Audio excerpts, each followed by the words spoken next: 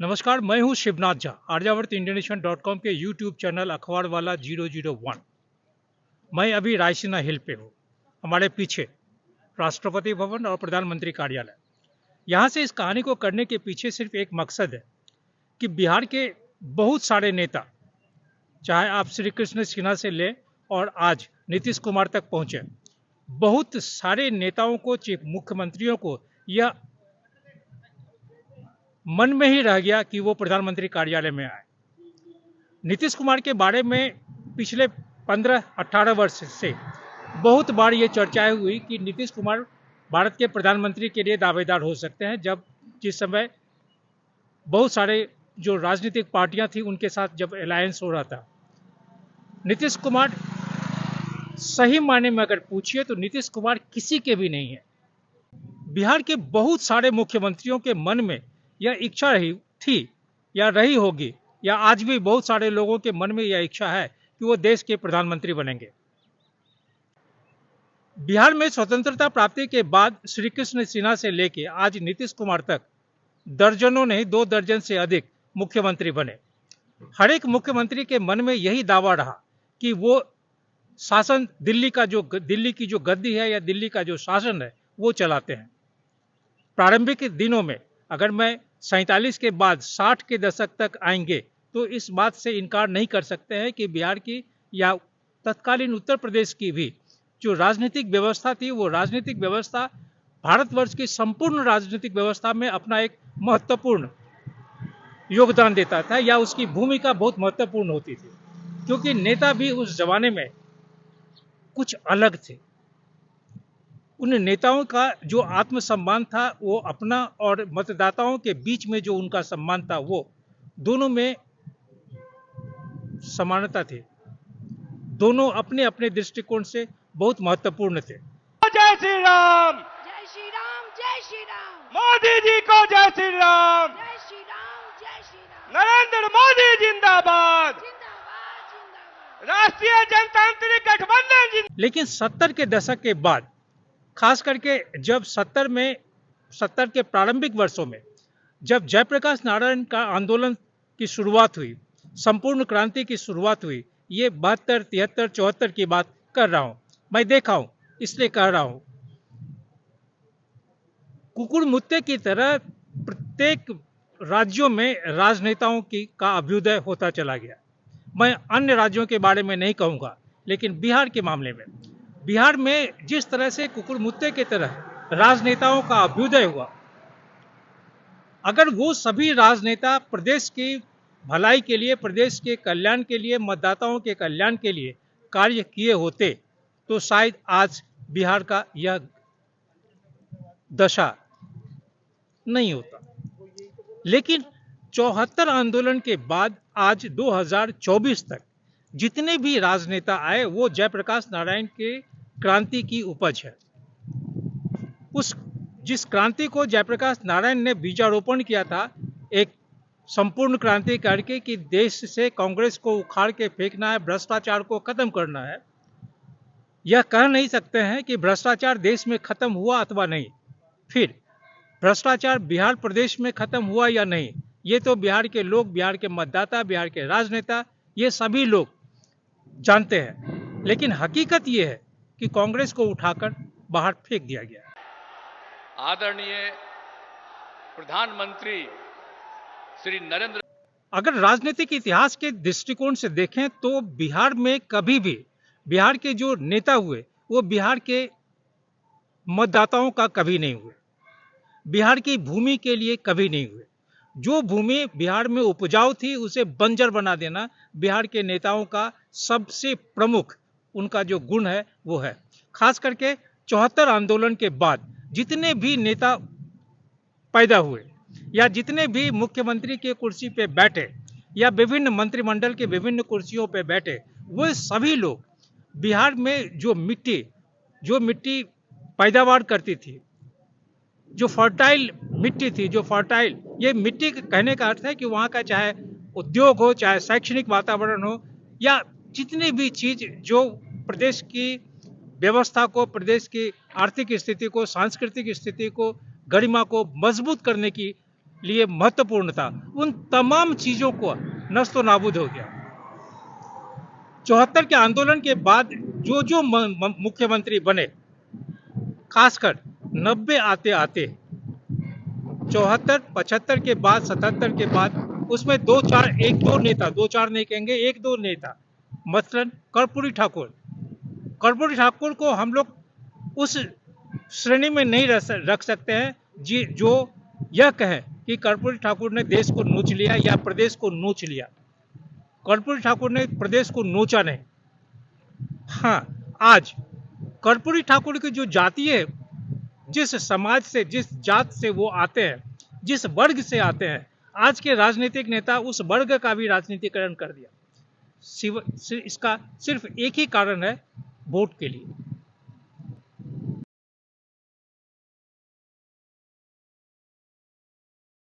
नब्बे के दशक आते आते लालू प्रसाद यादव जब सिंहासन पे अवतरित हुए, सिंहासन पे बैठे, तो लालू प्रसाद यादव संपूर्ण रूप से प्रदेश को समाप्त कर दिया।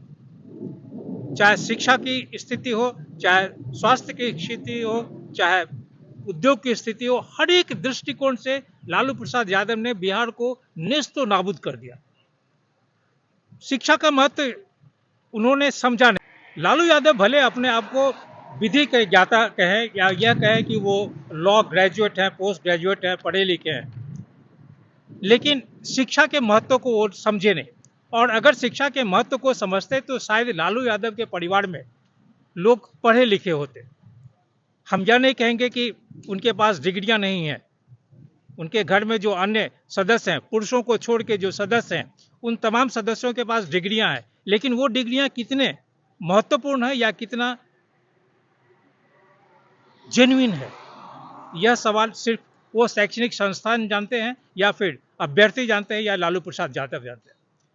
परिणाम ये हुआ कि 1990 के बाद प्रदेश में जितनी भी आर्थिक स्थिति थी, उन तमाम आर्थिक स्थिति को लालू यादव ने समाप्त कर दिया।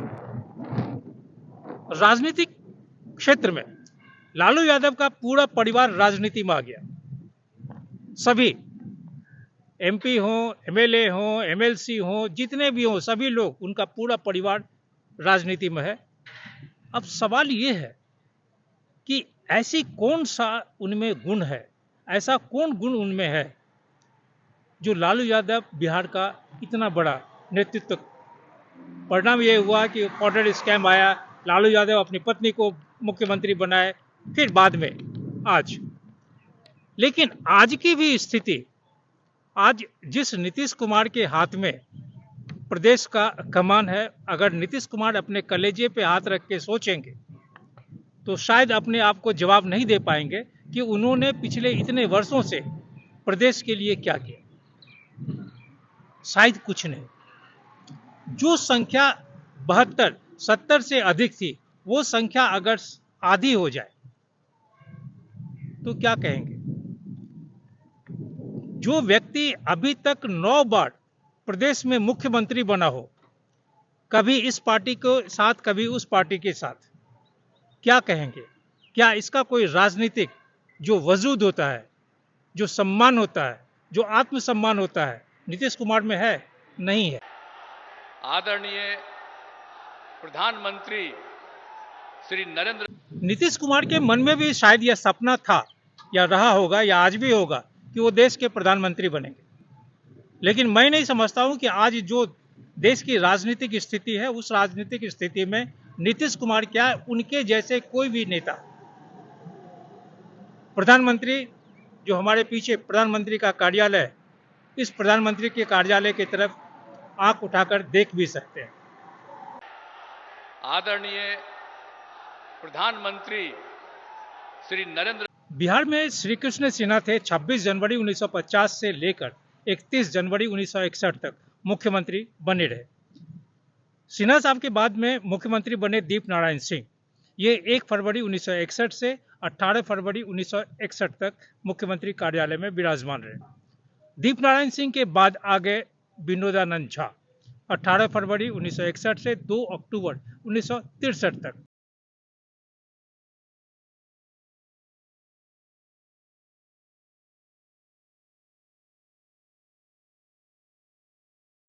विनोदानंद झा के बाद प्रदेश का जो राजनीतिक कमान है वो कमान आ गया केवी साय, कृष्ण वल्लभ सहाय के हाथ में। कृष्ण वल्लभ सहाय 2 अक्टूबर 1963 से 5 मार्च 1967 तक प्रदेश के मुख्यमंत्री रहे। फिर आ गए महामाया प्रसाद सिन्हा 5 मार्च 1967 से 28 जनवरी 1968 तक। महामाया प्रसाद सिन्हा के बाद आ गए सतीश प्रसाद सिंह, ये 28 जनवरी 1968 से 1 फरवरी 1968 तक। फिर बीपी मंडल,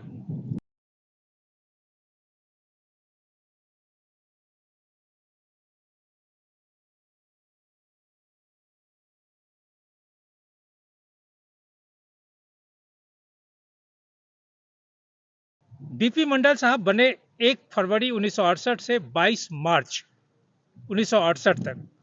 मंडल साहब के बाद बने भोला पासवान शास्त्री 22 मार्च 1968 से 29 जून 1968 तक। और फिर 1968 में प्रेसिडेंट रूल आया। 19 जून 1968 से 26 फरवरी 1969 तक प्रेसिडेंट रूल। बिहार में राष्ट्रपति शासन था। राष्ट्रपति शासन के बाद जो मुख्यमंत्री बने थे वो बने थे हरिहर सिंह। हरिहर सिंह 26 फरवरी 1969 से 22 जून 1969 तक मुख्यमंत्री कार्यालय में रहे। इनके बाद फिर बन गए भोला पासवान शास्त्री 22 जून 1969 से 4 जुलाई 1969 तक। भोला पासवान शास्त्री के बाद फिर एक बार प्रदेश में राष्ट्रपति शासन लागू हुआ और यह राष्ट्रपति शासन 6 जुलाई 1969 से 16 फरवरी 1970 तक प्रदेश यानी बिहार राष्ट्रपति शासन के अधीन रहा। 70 में जब राष्ट्रपति शासन समाप्त हुआ तो प्रदेश का कमान, राजनीतिक कमान या मुख्यमंत्री कार्यालय में विराजमान हुए दारोगा प्रसाद राय। ये 16 फरवरी 1970 से 22 दिसंबर 1970 तक प्रदेश के मुख्यमंत्री बने रहे।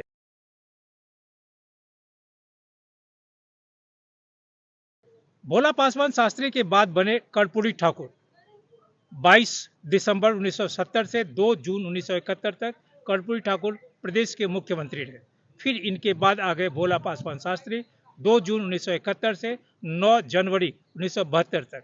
इनके बाद फिर एक बार प्रदेश में राष्ट्रपति शासन लागू हुआ। ये 9 जनवरी 1972 से 19 मार्च 1972 तक था। इस प्रेसिडेंट रूल या इस राष्ट्रपति शासन के बाद प्रदेश का कमान आया, राजनीतिक कमान या मुख्यमंत्री कार्यालय में बैठे केदार पांडे। केदार पांडे 19 मार्च 1972 से 2 जुलाई 1973 तक प्रदेश के मुख्यमंत्री थे। केदार पांडे के बाद आगे अब्दुल गफूर। अब्दुल गफूर साहब 2 जुलाई 1973 से 11 अप्रैल 1975 तक प्रदेश के मुख्यमंत्री रहे।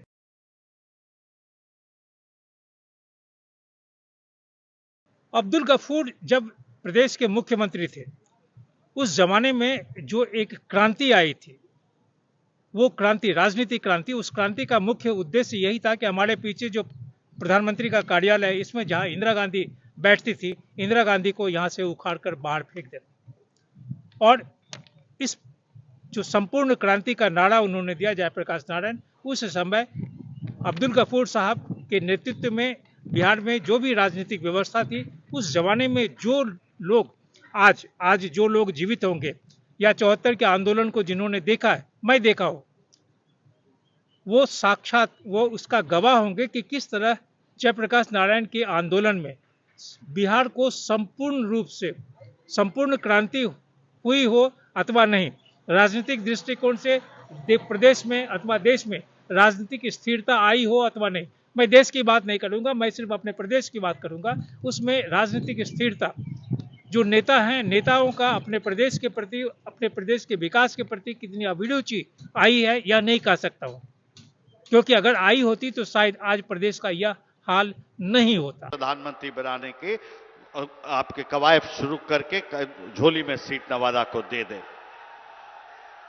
बहुत वक्ता है अगर अब्दुल गफूर साहब के समय से प्रदेश की जो राजनीतिक स्थिति थी, बिहार की जो राजनीतिक स्थिति थी, उस पर अगर निगाह डालें, मैं बहुत छोटा सा रिपोर्टर हूं, इसके बारे में बहुत जो राजनीतिक विशेषज्ञ हैं, राजनीतिक विश्लेषण करने वाले लोग हैं प्रदेश में, वो करेंगे।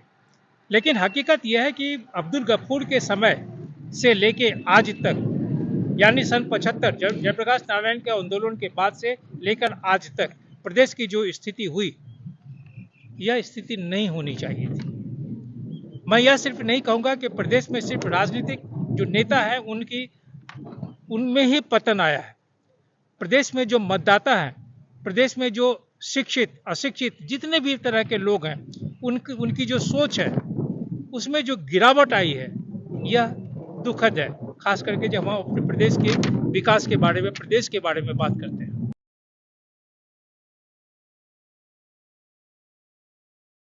अब्दुल गफूर जब बिहार के मुख्यमंत्री कार्यालय से बाहर निकले तो मुख्यमंत्री कार्यालय में विराजमान हुए जगन्नाथ मिश्र। जगन्नाथ मिश्र के बारे में मैं तो बहुत छोटा सा व्यक्ति हूं, लेकिन 77 से मैं देखा हूं, डॉक्टर मिश्र को देखा हूं, और यहां इस रायसीना हिल पे खड़े होकर हमारे पीछे प्रधानमंत्री कार्यालय के सामने यह बोलते हुए मुझे तनिक भी हिचकी या हिचक नहीं हो रही है कि इस प्रदेश को सर्वनाश या सत्यानाश करने में डॉक्टर जगन्नाथ मिश्र की जो भूमिका रही, वो भूमिका शायद भारत का इतिहास या प्रदेश का इतिहास नहीं भुलाएगा।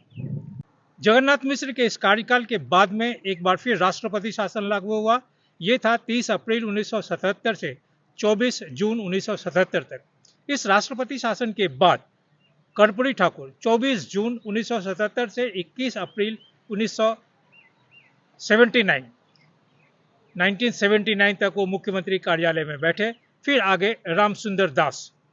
ये सब बिहार का जो पतन हो रहा है, अभी जितनी राजनीतिक पतन के साथ साथ बिहार में जो पतन है, चाहे आर्थिक हो, सामाजिक हो, सांस्कृतिक हो, स्वास्थ्य के दृष्टिकोण से, हर एक दृष्टिकोण से जो पतन का जो ग्राफ था, वो ग्राफ में ये सभी मुख्यमंत्री लोग हैं। रामसुंदर दास आ गए 21 अप्रैल 1979 से 17 फरवरी 1980 तक। फिर एक बार राष्ट्रपति शासन लागू हुआ। ये था 17 फरवरी 1980 से 8 जून 1980 तक। इस राष्ट्रपति शासन के बाद फिर अवतरित हुए डॉक्टर जगन्नाथ मिश्र। डॉक्टर जगन्नाथ मिश्र उस समय 8 जून 1980 से 14 अगस्त 1983 तक मुख्यमंत्री के कार्यालय में विराजमान रहे। इस 80 के दशक में बिहार में जितनी जो राजनीतिक टांग खींचने की प्रथा और कुप्रथा इतनी अधिक थी कि यहाँ पे आया राम गया राम वाली बात होती थी। कोई मुख्यमंत्री सुबह में अगर शपथ लेते थे तो उन्हें यह डर रहता था कि अगले दिन वो दफ्तर आएंगे या नहीं, क्योंकि हर एक व्यक्ति मुख्यमंत्री बनना चाहता था। उसी तरह जैसे आज प्रदेश में हर एक एमएलए चाहते हैं कि प्रदेश का मुख्यमंत्री बने, चाहे वो 7वां पास हो, 9वां पास हो, या जो मुख्यमंत्री अभी हैं जैसे नीतीश कुमार, उनकी इच्छा थी कि वो प्रधानमंत्री बने, लेकिन शायद ये सपना ही रह जाएगा।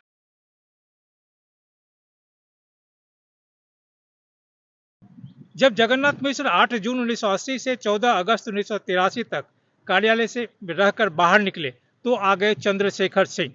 ये 14 अगस्त 1983 से 12 मार्च 1985 तक। फिर आए बिंदेश्वरी दुबे श्रमिक नेता भी थे। ये 12 मार्च 1985 से 13 फरवरी 1988 तक है। यह सर्वविदित है और हम चश्मदीद गवाह है। हमारे जो भी कंटेम्पोररी आज अखबार की दुनिया में है, पत्रकारिता की दुनिया में है, वो सभी लोग इस चीज के चश्मदीद गवाह है कि उस जमाने में बिंदेश्वरी दुबे और जगन्नाथ मिश्र के बीच में कैसे लड़ाई होती थी। यह लड़ाई सिर्फ थी वर्चस्व के।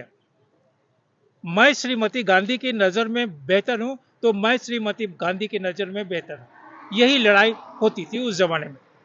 इस बीच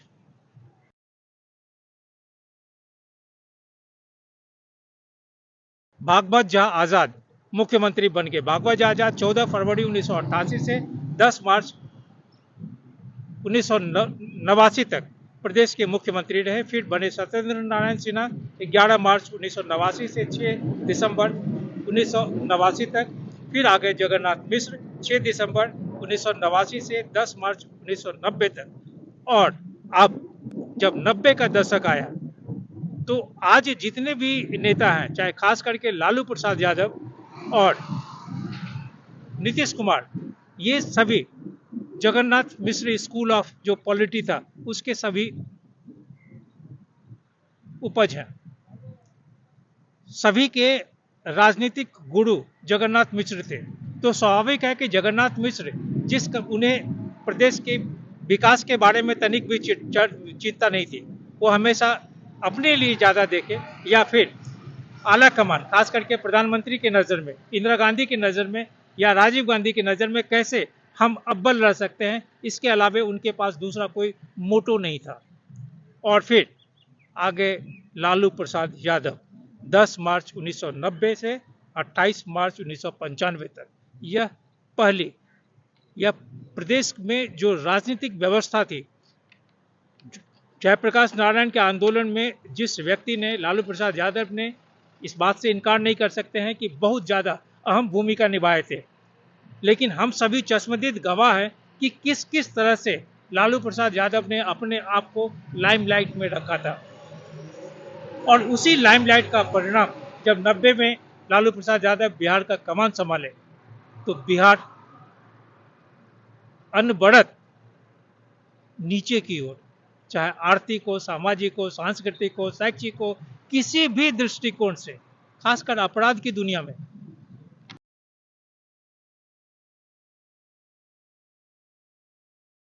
दस मार्च 1990 से 28 मार्च 1995 तक मुख्यमंत्री कार्यालय में विराजमान रहने के बाद लालू प्रसाद यादव के समय में प्रदेश में फिर एक बार राष्ट्रपति शासन लागू हुआ। ये हुआ था 28 मार्च 1995 से 4 अप्रैल 1995 तक।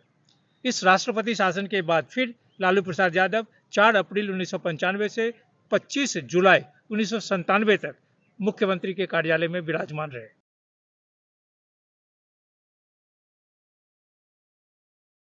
नब्बे के दशक का यह कालखंड, खासकर के 90 का यह उत्तरार्ध है, यह उत्तरार्ध फॉर्डर का स्कैम का समय आ गया था।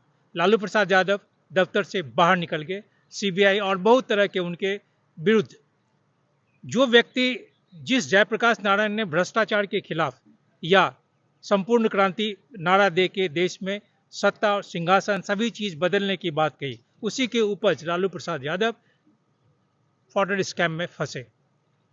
कई एक 100 नहीं, कई एक 1000 करोड़ का घपला। और उस स्थिति में उन्होंने अपनी चौथी पास, हमारे बिहार में शिक्षा की क्या स्थिति है या शिक्षा के अलावे जो शिक्षित राजनेता, वो किनको बनना चाहिए मुख्यमंत्री या किनको प्रदेश का कमान रखना चाहिए अपने हाथ में, या इस बात से आप अंदाजा लगा लीजिए कि चौथी कक्षा पास राबड़ी देवी को अपने पति का वरद हस्त प्राप्त हुआ और राबड़ी देवी प्रदेश की मुख्यमंत्री बन गई। प्रदेश के जितने भी मतदाता थे सभी अपने अपने वोट को सिले थे।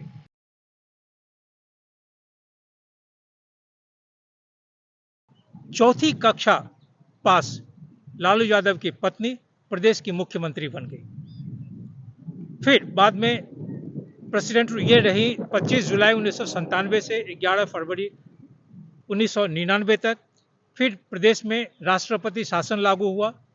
यह राष्ट्रपति शासन 11 फरवरी 1999 से 9 मार्च 1999 तक। फिर राबड़ी देवी प्रदेश की मुख्यमंत्री बन गई 9 मार्च 1999 से 2 मार्च 2000 तक।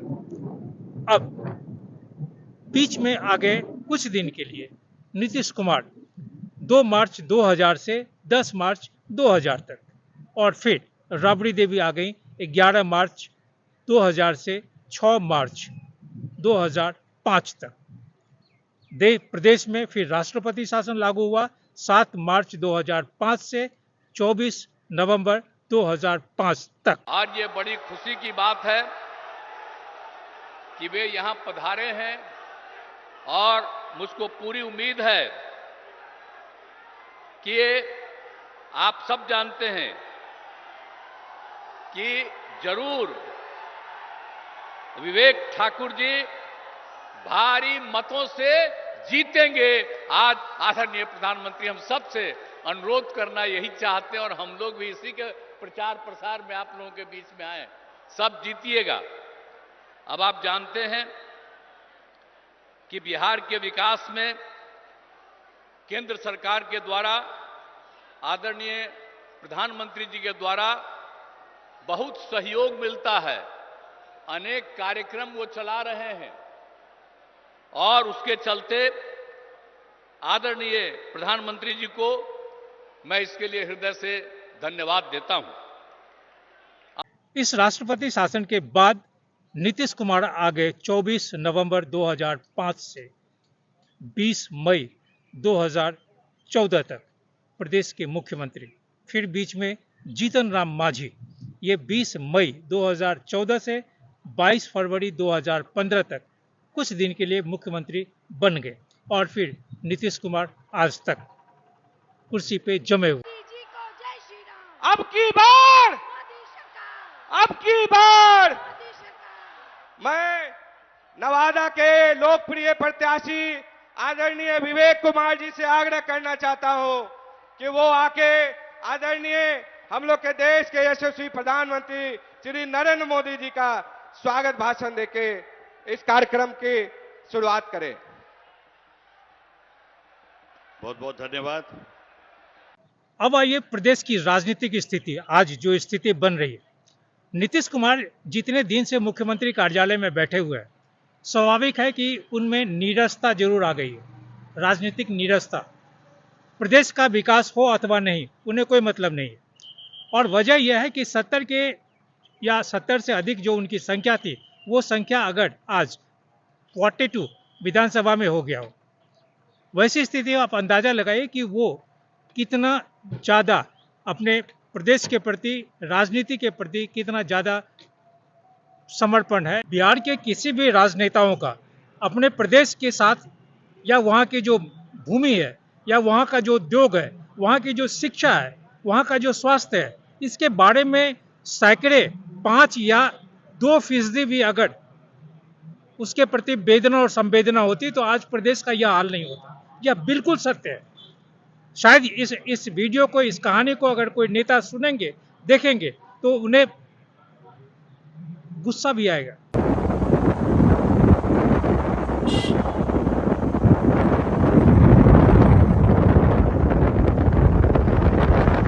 हम यह नहीं कहते हैं कि हम अपने उन नेताओं को आप तिरस्कृत करिए, उनकी वेदना संवेदना का बहुत मोल है।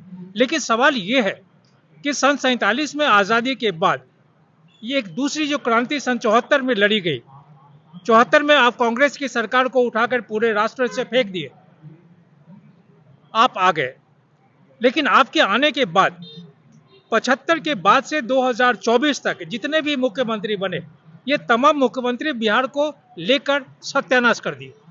राष्ट्रीय जनता दल के लालू प्रसाद यादव का बिहार के प्रति जो योगदान है या नहीं है, वो बिहार के मतदाता कहेंगे।